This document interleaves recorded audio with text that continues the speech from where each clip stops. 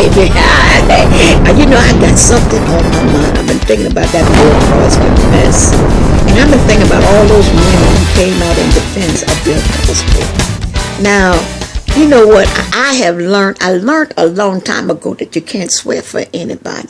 You know, most of us can barely swear for ourselves. A lot of people will say in a certain situation they would do this, and when the situation happens, they do something totally different because we can't swear about what we will do when we get into a certain situation. We don't know how we will respond. And when you don't know somebody, they don't know Bill Cosby. They don't live with Bill Cosby. They weren't with Bill Cosby during the time that those women saying that he drugged them and took advantage of them, you know, that he raped them. They wasn't with him. And evidently he did it because in 2005 he put in that statement that he did it and bought Quaaludes and whatever else he wanted to buy to give to those women and slip into their drinks and render them helpless while he raped them. And so, you know, I think it's a shame the way women criticize one another. I really do. We have a bad habit of criticizing one another and calling each other out and calling each other outside of our name because we cannot agree because y'all want to swear for somebody.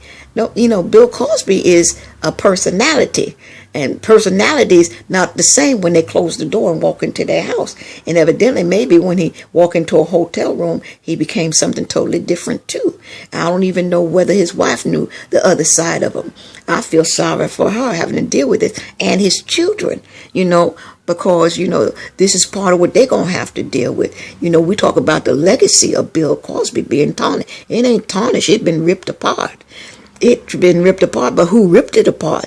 Bill Cosby, when he decided to do and perpetrate that kind of crime. He was a serious serial rapist. Oh, yes, he was serial rapist. When he went out and almost what they say about 47 women, he slipped drugs to what they call Mickeys and all kinds of stuff. I wouldn't even know that Bill Cosby would even go out and buy drugs. I'm shocked at that.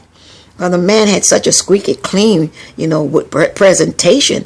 He was almost like John Edwards. I was surprised how he treated his wife, and here she was with cancer and everything. And here he is, you know, out there frolicking around with some woman who didn't even look like nothing, and then have this baby out of wedlock. And he want to, you know, pretend like he was so decent. And then he had the nerve to run for president.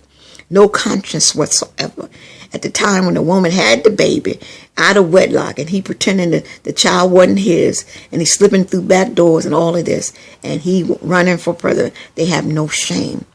They have no shame.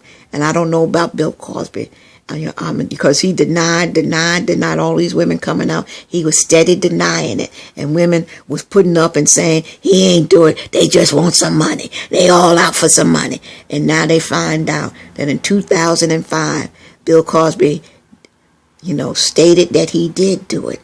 And if he did it one time, don't you think he did it again and again and again and again and again and again and again and again and again and again and again and again and again and again and again and again and again and again and again and again. Well, baby, it's been mama tell the truth, and I'm telling the truth, and you know this is the truth. You know this is the truth. I can't even begin to tell you what I ever actually felt about Bill Cosby. I don't know. I don't think I felt like him about him like other people felt about him. I didn't have that close kind of a connection with him. You know, and I never really watched that TV show, The Cosby. I never really watched that. I used to see him when he back in the 60s and stuff, when he stand up, do his comedy routine, and he had his 1 hour specials on television. But I ain't never really, and then he was in that, played this detective on some TV series, but I hadn't really, pay that much attention, and maybe I didn't pay that much attention because maybe something down in my spirit let me know that something was out of sync. And maybe that's why he never was on the radar for me. He really, really wasn't. But for so many people, he was. And for so many people, he was a role model and an example of what a good and true man should be. It's highly unfortunate that he proved himself to be otherwise. Until the next time, baby, there's been Mama Tell the Truth. Tell the truth, mama, tell the truth.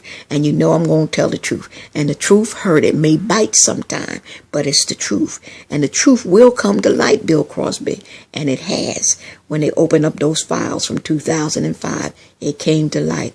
And I always said from the very beginning, as all those women was coming out, I said it. I wasn't arguing for the defense of Bill Cosby. I said, it must be true. Ain't all these women ain't coming out because it's false. Everybody not coming out trying to get because of some money.